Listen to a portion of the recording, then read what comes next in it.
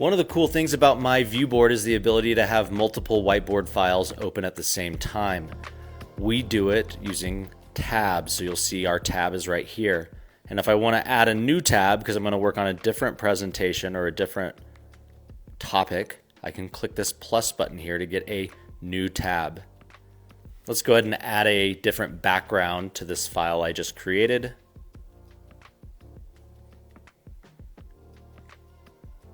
And we'll just start writing on this new presentation.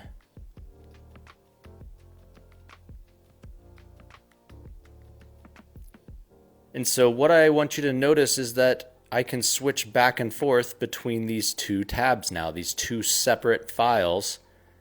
It's just nice. It helps keep your work separated, so it's just a little bit more organized and it's easier to go back and forth.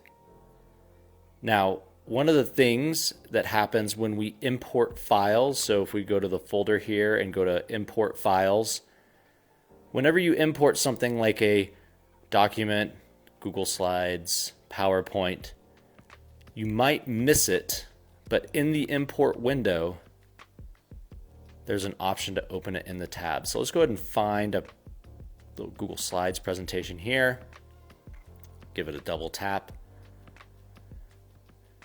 And here's that import window. Notice in the bottom right above the blue import button, there is a checkbox that says import in new tab.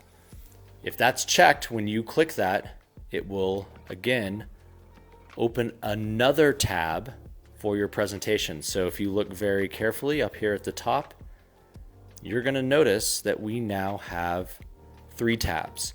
This tab right here, which just opened from the imported file, and then the 2 previous tabs that I was working on.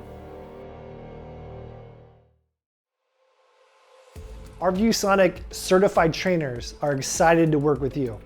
If you'd like to have someone on site or virtually guide you through a hands-on learning, please reach out to pdteamus@viewsonic.com.